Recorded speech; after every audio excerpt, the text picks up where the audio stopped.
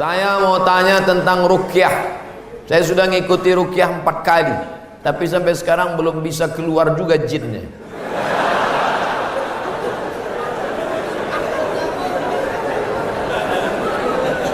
Nanti pergi ke Pekanbaru, mana tahu hari libur.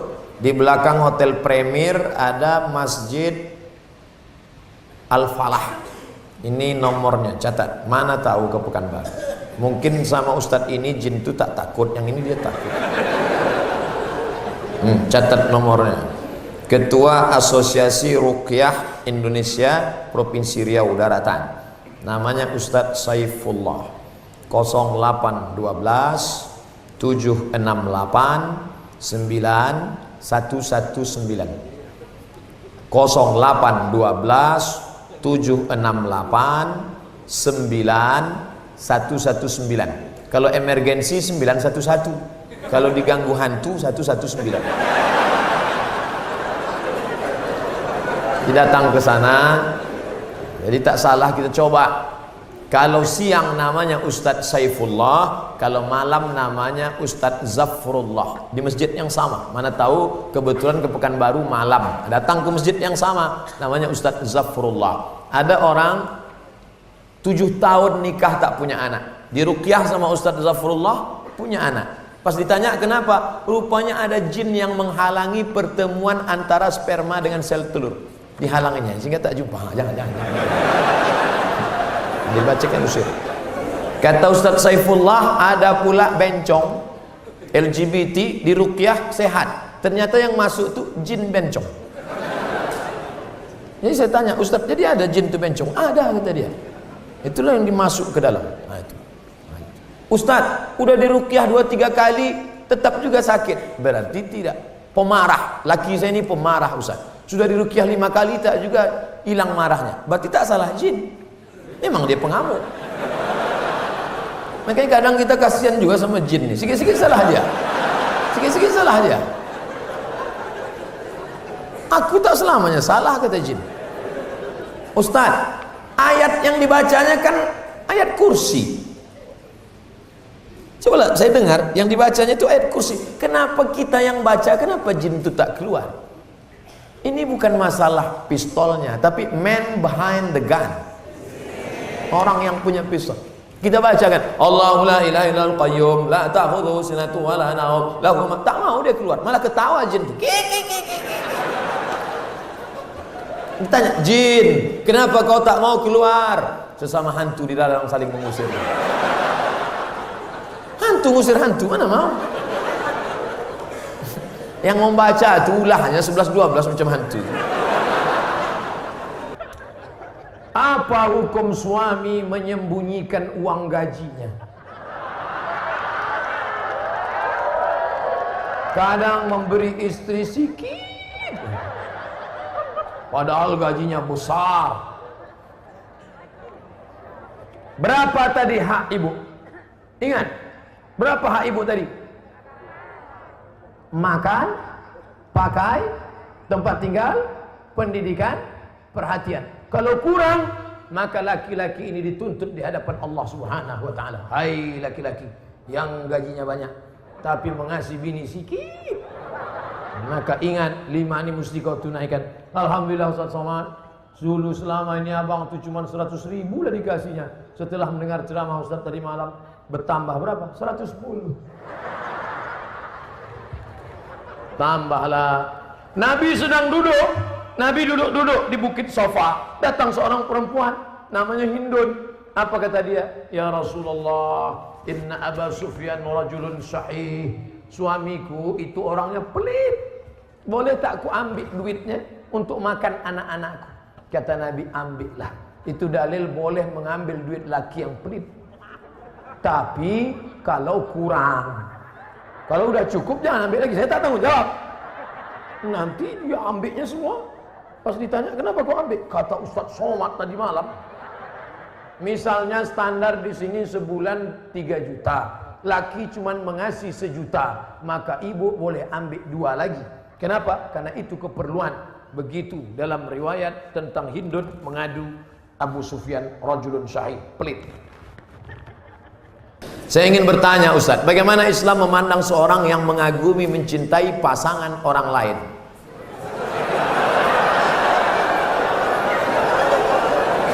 Bagaimana pula jika orang itu memiliki perasaan yang sama dengan kita?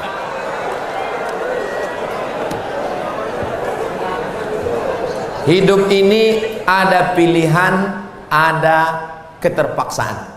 Hidup ini ada pilihan, ada keterpaksaan. Saya mau ceramah antara duduk dan berdiri. Pilihan atau keterpaksaan? Pilihan. Ustadz mau duduk atau berdiri? Saya pilih berdiri. Kenapa Ustadz pilih berdiri? Menunjukkan bahwa saya masih muda, masih sehat. Antara minum atau tidak minum. Pilihan atau keterpaksaan? Pilihan. Minum atau tidak terserah saya. Mau saya minum, mau tidak. Itu pilihan saya. Nah, masalah cinta. Cinta itu pilihan atau keterpaksaan? Cinta tidak pilihan. Cinta adalah keterpaksaan. Oleh sebab itu maka kadang kita tengok orang ganteng bininya buruk. Kenapa? Terpaksa. Cinta tak bisa memilih. Ketika dia rasional, dia tidak cinta. Maka ketika kita senang dengan orang, kadang kita pun tak tahu alasannya. Kenapa kita tiba-tiba senang dengan orang? Nah, cinta tidak bisa memilih. Ketika kita suka dengan orang, apakah kita berdosa? Tidak. Karena rasa itu ada tumbuh di dalam. Suka tidak berdosa. Ketika dia berubah menjadi action, baru berdosa. Suka kita dengan orang, tak dosa. Tapi ketika kita dekati, minta nomor HP-nya, baru dosa. Lalu cinta itu apa? Cinta kepada anak gadis orang belum menikah, kita bisa nikahi dia. Yang jadi masalah bagaimana kalau cinta sama bini orang? Oleh sebab itu maka rasa itu mesti dibuang, karena dia adalah bagian dari ujian. Ujian. Jangan dipeturutkan. Dipeturutkan, didekati, apalagi sekantor. Witing trisno jalaran suko kulino. Kita tumbuh hanya sering kena. Berawal dari 6. Pertama, nazratun, pandangan. Setelah lama memandang, fabtisamun, senyum. Setelah senyum, fasalamun, selamat pagi, good morning. Setelah salam, fakalamun, kerja di mana? Di BP, sekantor ya. Setelah fakalamun, famau'idun, janjian. Bisa ketemu kita nanti siang? Oke. Sukanya makan apa? Ayam panggang. Sana kalau gitu, iya. Faliqaun, pertemuan. Setelah pertemuan, bekerjalah setan, lalu kemudian makan bersama, makan siang. Apa kata orang Inggris? No free lunch. Tak ada makan siang yang gratis. Akhirnya terjadilah apa yang terjadi. Maka kalau ada bibit-bibit itu terasa di dalam, tekanlah dia, jangan lagi pandang, jangan dipeturutkan. Itulah nilai jihad. Bukan jihad berdarah-darah melawan Belanda, tapi jihad hawa nafsu yang justru jauh lebih besar. Melawan meriam Belanda banyak orang tahan, meriam Belina payah. Bagaimana hukum kita sholat berjamaah di suatu lapangan, terus sopnya putus-putus? Mohon penjelasannya Pak Ustaz. Sawu sufuf, luruskan sop. Fa inna taswiyatas sufu min tamamis sholah. Lurusnya sop bagian dari kesempurnaan. Sholatnya sah, tapi kurang sempurna. Sholat tadi berjamaah di sini sah, tapi kalau putus-putus kurang sempurna. Imam, luruskan dulu, tengok. Saya sholat di Masjid Istiqomah di Bengkalis. Apa kata imam? Luruskan sholat, matikan HP.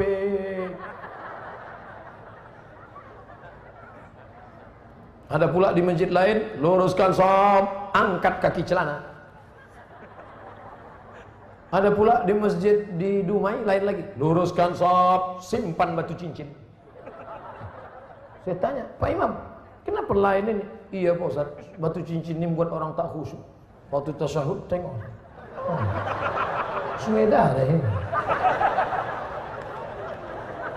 Tapi tiga-tiganya sepakat bahwa luruskan sop. Cara meluruskan sop itu Pak Ustaz, ujung kaki di ujung tumit, ujung kaki di ujung sop. Kiblatnya ke sana. Ini ujung sajadah, tumit. Nah, tumitnya yang rata. Takut pula terlentang. Tumit. Jadi yang rata itu tumitnya.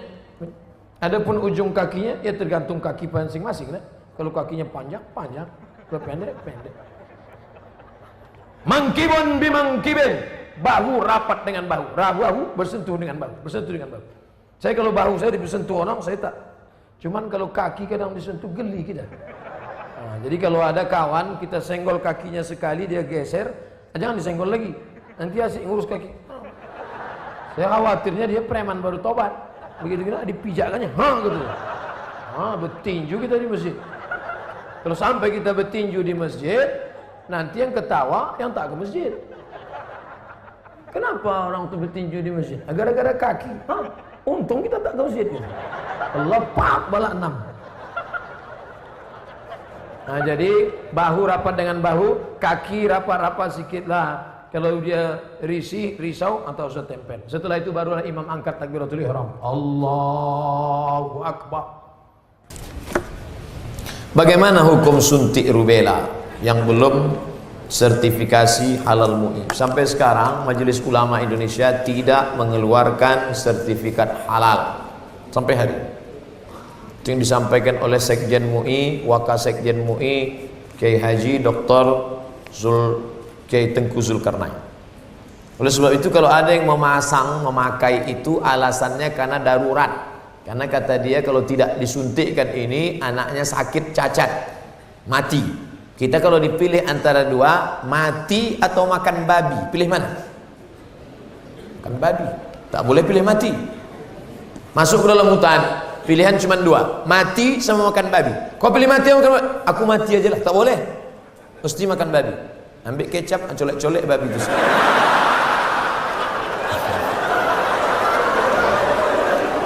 Boleh pilih mati. Nah, jadi kalau bapak ibu takut anak itu cacat, sakit, dipakainya hukum darurat itu. Ustadz Somad, saya tanya emak saya ini orang kampung. Mak, aku dulu waktu kecil ada disuntik cacar, suntik ini enggak. Kau dari kecil tak pernah disuntik. Asal datang dokter puskesmas, kularikan kau ke hutan. Sampai sekarang saya hidup, tak ada sakit. Pernah ada trapel ngajak saya umroh. Ustadz, kapan Ustadz ada kosong mau suntik? Kalau kalian mau berangkat, berangkat. Tapi aku terus terang tak bisa suntik. Kalau tak dapat visa Pak Ustadz, saya tak berangkat. Sampai hari H saya tak suntik. Tak bagaimana ceritanya mereka dapat visa, berangkat. Katanya kalau tak suntik, sakit, mati. Tak mati. Tapi ini tak bisa jadi hukum. Saya tak mati, yang mendoakan saya banyak. Nah, sebanyak ini mendoakan. Mana mumpan kuman-kuman virus-virus? Pak Ustadz, berdosa tak kita memarahi ibu? Alasannya ibu keluar rumah tak menggunakan hijab. Oh, tak boleh nak. Mentang-mentang kau sudah pengajian, lalu kau panggil emakmu, mak sini sebentar. Assalamualaikum warahmatullah, neraka jahanam. Bukan begitu caranya. Wa in jahadaka ala an tusyrika bima laysa laka bihi ilmun.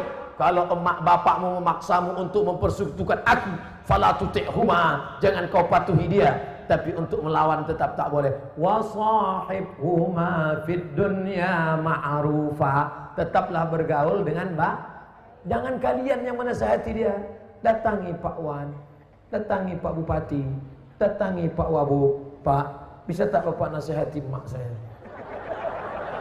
Mak saya ini takut sama bapak. Nah, panggil Pak Bupati, Bu, sini. Ibu, kenapa tak juga begitu? Iya Pak, insya Allah saya begitu. Gitu. Jadi mulutnya mulut mereka, pesannya dari kita. Jangan kita ngomong. Kita sebagai anak tidak pernah bersar di hadapan orang tua kita. Saya, Abdul Somad LCMA, penceramah, tapi di depan mak saya, alah kau udah kecil.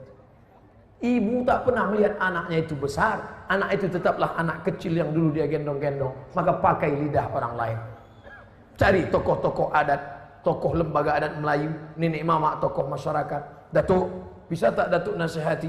Nenek, bisa tak nasihati emak saya belum berjilbab? Aku pun tak berjilbab juga.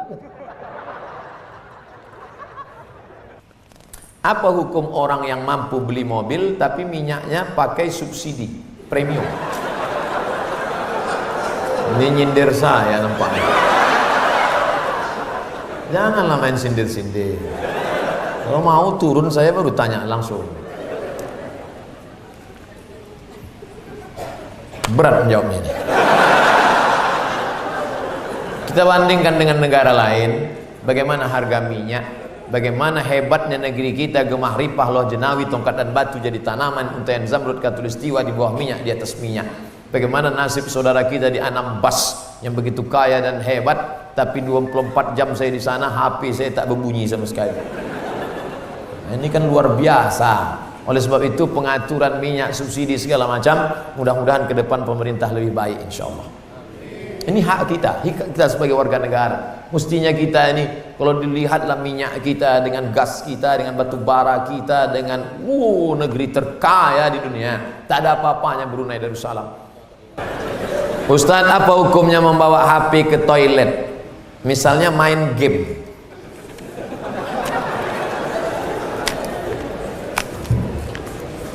Ada orang buang air besar sambil main game. La ilaha illallah Muhammadur Rasulullah. Fokus sajalah di satu pekerjaan. Tak usah lain-lain. Pak Ustadz, saya mau nanya, apakah orang yang bertato itu tidak diterima sholatnya? Ada orang pakai tato, apa tulisan tatonya? Orang yang bertato tidak diterima sholatnya.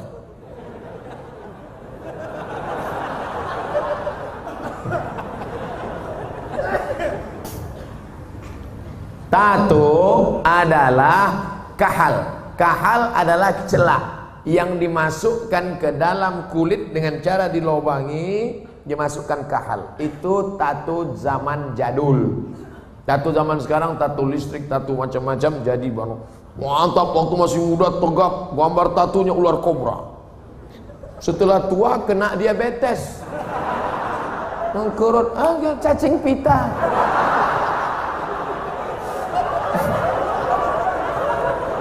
Sebelah kanan gambar burung gagak yang sedang ingin terbang menangkap serigala. Tiba-tiba karena sudah tua, kurus, keriput, gambar burung puyuh. Dulu preman tengik, sekarang tobat. Nah, apakah setelah tobat dia perlu menyetrika tatonya? Tobat, sekarang ada cacing pita, mau disetrika lurus.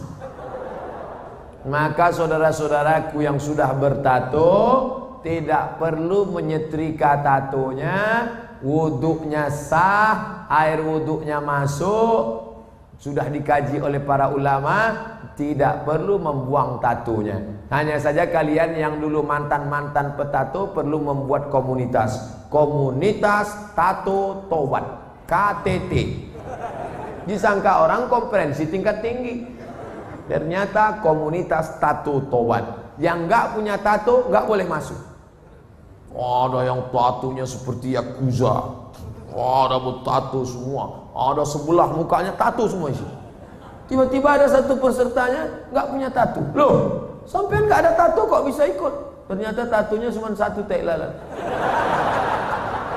Dulu pengen jadi Rano Karno, nggak jadi. Dulu sama-sama dulu kan ada anak-anak muda ingin jadi Rano Karno, disuntik, ambil jarum, tusuk, kasih spidol. Ustaz kok tahu? Saya dulu nyoba juga. Nggak jadi. Nah, bagi yang belum punya tato jangan buat tato. 5. La'anallahul wasimat, Allah melaknat yang tukang buat tato. Wal mutasimat, minta buatkan tato. Wal mutanammisat, yang mencabut. Ini alis atau bulu mata? Alis, mencabut alis. Ini jangan dicabut. Ini mau nikah, wah dicabut, cabut. Gak mempan cabut dicukur, wah hilang. Tukang buat tato, minta buatkan tato, mencabut bulu mata, alis mata. Wal mutafallijat, mengotak-atik gigi. Gigi sudah bagus diotak-atik, kecuali giginya memang nggak wajar. Setiap melihat dia senyum pingsan 3 orang. Hai gitu, pingsan. Itu boleh. pakai kawat. Dulu seingat saja kawat itu kan untuk pagar, sekarang gigi pakai kawat. Hari Senin ungu, hari Selasa merah, hari Rabu pink, setiap ketemu itu nggak boleh, mubazir, sakit. Pokoknya merubah yang nggak wajar jadi wajar boleh, merubah yang nggak normal jadi normal boleh, tapi yang sudah normal jadi abnormal nggak boleh. Nah, oleh sebab itu yang bertato, kalau ada imam kita bertato, nggak usah dipermasalahkan. Nanti selesai sholat, ini sholat kita sah nggak ya? Nampaknya nggak. Pokoknya baik-baik semua. Kalau orang tua saya sebelum meninggal berwasiat kepada saya untuk pergi haji, apakah saya harus memenuhi wasiat itu apa tidak? Sedangkan saya belum naik haji. Bagaimana balasan? Dia wasiat haji gini. Duh, iki ono uang 50 juta. Nanti kalau saya meninggal, kamu harus menghajikan saya. Anak ini bolehkah menghajikan bapaknya? Boleh, dengan syarat dia haji dulu. Namanya badal haji. Nah, boleh nggak dia pakai uang ini untuk berangkat haji dia? Nggak boleh, karena uang ini untuk menghajikan bapaknya. Oh, rupanya mikrofon ini nggak boleh kuat-kuat, karena bapak ini menghajikan. Makanya nggak boleh menghaji.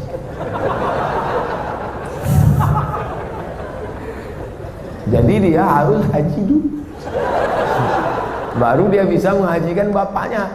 Dalilnya mana? Labbaik Allahumma subruma, labbaik Allahumma subruma.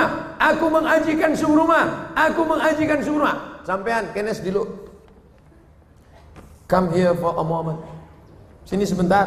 Kamu tadi menghajikan siapa? Menghajikan subruma. Subruma itu siapa? Sedulurku. Aku menghajikan subruma. Sampean wis haji apa ora? Urung. Haji dulu dirimu, baru hajikan orang lain. Nah, kebetulan nanti anaknya dapat uang, dia berangkat haji, bawa uang almarhum yang 50 juta tadi.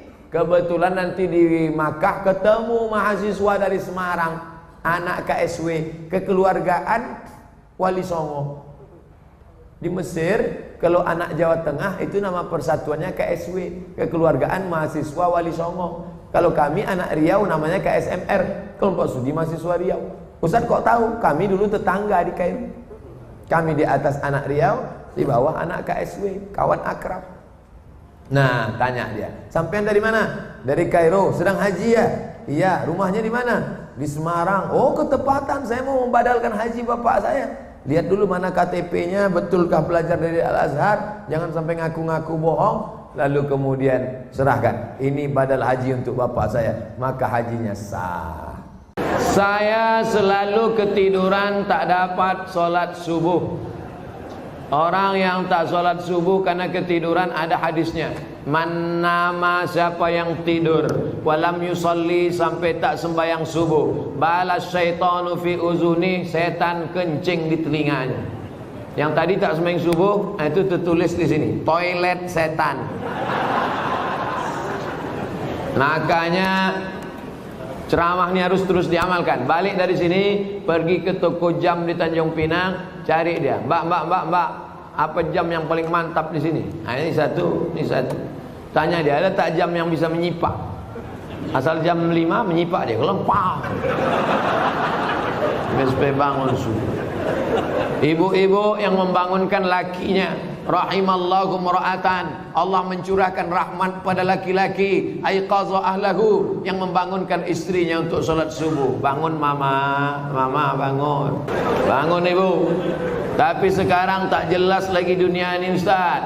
Entah siapa yang membangunkan, entah siapa yang dibangunkan. Ibu tu pula yang membawa air setimba. Bangun. Yang aslinya kalianlah laki-laki yang membangunkan perempuan. Tak satu dua perempuan mengadu melapor, Ustaz, kusangka dulu kalau nikah sama dia aku bahagia. Dia PNS golongan 4A, gajinya banyak, tunjangannya hebat, rumahnya besar, mobilnya mewah. Ternyata setelah nikah sama dia menderita, Ustaz, macam tidur sama babi hutan. Walaupun hidup 1000 tahun, kalau tak sembayang apa guna? gunanya walaupun hidup 1000 tahun, kalau tak sembayang apa gunanya. Besok pagi masak sarapan, ibu nyanyikan lagu itu. Walaupun hidup 1000 tahun, sambil ngacau teh, walaupun hidup. Kau nyindir aku ya? Enggak, aku tak ada nyindir. Aku tak ada nyindir. Ini lagu Ustaz Somad semalam waktu di masjid. Apakah berdosa kita orang tua bila anak cucu sulit untuk disuruh sholat? Muru auladakum bisolah, suruh anakmu sembahyang wahum abna'u sab'a sinin, umur 7 tahun. Yang umur 7 tahun angkat tangan? Oh, tak ada. Umur 7 tahun suruh dia sembahyang. Kalau sholat umur 7 tahun, berarti baca surat pendeknya umur 5 tahun. Makanya ibu sambil memasak pagi, sambil memeras santan, sambil menggoreng nasi, Bismillahirrahmanirrahim, Alhamdulillahi Rabbil Alamin, Ar-Rahmanirrahim, Maliki Yaumiddin. Anak itu mendengar, hafal dia tanpa melihat Al-Quran. Dia tak bisa baca, tapi dia bisa hafal. Maka nanti umur 7 dia akan sholat. Umur 7, wadribuhum fil asrah. Umur 10 pukul. Pukul dia. Tapi pukulnya tangan tak boleh terlalu tinggi. Jangan sampai patah. Jangan sampai maaf kena alat vital. Jangan sampai lebam. Jangan sampai tali telinga, lepas telinga itu sebelah. Abang, kata bininya. Kemana telinga abang? Itulah ditarik omakku dulu tak sembahyang. Nah, oleh sebab itu maka ini penting. Wadribuhum fil asrah. Masukkan dia ke pondok pesantren, SD IT, SMP IT, SMA IT. Yang tahan berpisah dengan anak, masukkan ke pesantren boarding school. Yang tak tahan berpisah, masukkan full day. Di Medan banyak, masuk pagi, jemput sore. Tidak ada yang bisa mengontrol, mengawal anak-anak kita ini selain benteng terakhir pendidikan anak-anak kita adalah sekolah agama. Sudah disekolahkan agama, sudah dikasih makan halal, sudah dikasih tunjuk ajar, sudah dinasehati, tak juga kita sudah tidak kurang usaha. Wala taziru waziratu wizra ukhra. Kita tidak memikul dosa orang lain. Bapak tak memikul dosa anak, ibu tak memikul dosa cucu. Dosa tanggung masing-masing. Tapi kalau tak dididik dengan baik, tak sholat mereka, tak puasa mereka, pacaran mereka, LGBT mereka, maka ibu dan bapak berdosa karena menyia-nyiakan amanah. Alhamdulillah, masjid penuh, anak-anak datang. Alhamdulillah, tuh anak-anak banyak datang. Boleh terangkan sunnah tasri'iyah dan sunnah jibiliyah. Karena masyarakat selalu keliru dengan menganggap semua perbuatan Nabi sebagai sunnah. Ma udhifa ila Nabi sallallahu alaihi wasallam min qaulin au fi'lin au takririn. Ucapan Nabi, perbuatan Nabi, ketetapan Nabi yang boleh dijadikan sebagai dasar landasan asas hukum. Kalau perbuatannya kuat, wajib. Kalau tak kuat, sunat. Kalau larangannya kuat, haram. Kalau tak kuat, makruh. Ini namanya sunnah tasyri'iyah. Karena dia menjadi syariat. Lalu apa yang jibiliyah? Bawaan dia. Ma udhifa ila Nabi sallallahu alaihi wasallam min qaulin au fi'lin au takririn au sifati khalqiyatin wa khuluqiyatin. 5. Ma udhifa ila Nabi sallallahu alaihi wasallam min qaulin au fi'lin au takririn au sifati khalqiyatin. Ucapan Nabi, perbuatan Nabi, ketetapan Nabi, sifati khalqiyatin, fizikli Nabi, wa khuluqiyatin, kebiasaan Nabi yang tidak menjadi sumber hukum halal haram. Misalnya Nabi pernah menyiramkan air di suatu tanah, disiramkan, tidak halal, tidak wajib, tidak sunat, tidak haram, tidak makruh. Tapi sahabat Nabi Umar bin Khattab, Abdullah bin Umar, anak Umar bin Khattab, ambil air, dia siramkan situ. Sahabat bertanya, kenapa engkau siramkan air di situ wahai Abdullah bin Umar? Kerana saya menengok Nabi pernah menyiramkan air di situ, lalu saya pun ikut saja. Jadi banyak beberapa perbuatan yang itu adalah perbuatan Nabi atau sifat fizikli Nabi yang dia tidak mengandung hukum tasyri' sebelum turun wahyu lagi. Misalnya turun wahyu umur 40, Nabi umur 38 sudah naik ke atas Jabal Nur. Umur 38 dia naik ke Jabal Nur. Umur 39 dia naik lagi ke atas. Umur 40 dia naik ke atas. Umur 40 itulah baru datang Iqra bismi rabbikal ladzi khalaq khalaqal insana min 'alaqin iqra wa rabbukal akramul ladzi 'allama bil qalam 'allamal insana ma lam ya'lam. Lalu kemudian kita umrah lepas sembahyang subuh atau pukul 4 atau pukul 3 naik taksi, naik ke atas. Apa hukumnya? Bukan wajib, bukan sunat. Itu hanya perbuatan biasa saja. Disinilah yang banyak ikhtilaf tentang pakai sorban. Sorban sunnah. Tapi ada sekelompok mengatakan tidak, karena itu pakaian. Saya yang condong kepada sunnah. Tentang memakai cincin khatim di kelingking, saya condong pada sunnah. Kenapa Ustaz guna di sini? Kenapa tak kelingking? Tangan saya kurus. Kalau saya guna di kelingking, bila saya bercakap melompat cincin. Ya kalau jatuh ke lantai, kalau masuk ke mulut jamaah. Jadi itu ada yang tasyri'iyah, ada yang hanya setakat kebiasaan, tradisi, perbuatan. Tentang memakan bab, sahabat-sahabat yang ada di situ mau makan bab, Nabi tidak makan bab. Seandainya dimakan Nabi, sunnah fi'liyah. Seandainya Nabi menyuruh, hendaklah kamu memakan bab, sunnah qauliyah. Nabi memakan, sahabat makan, Nabi diam saja. Maka itu tradisi mereka. Tapi kata mazhab Hanafi, Nabi tak makan itu sebab dia tak suka. Kalau tak suka berarti jangan dimakan. Tengok, hadisnya satu. Tapi dalam mazhab Syafi'i mengatakan Nabi bersetuju takririyah. Dhab bukan biawak. Dhab makanannya lumut. Sedangkan biawak semua dia makan. Kita pun kalau mati dia makan juga. Di Kaherah ada tempat berjualan dhab.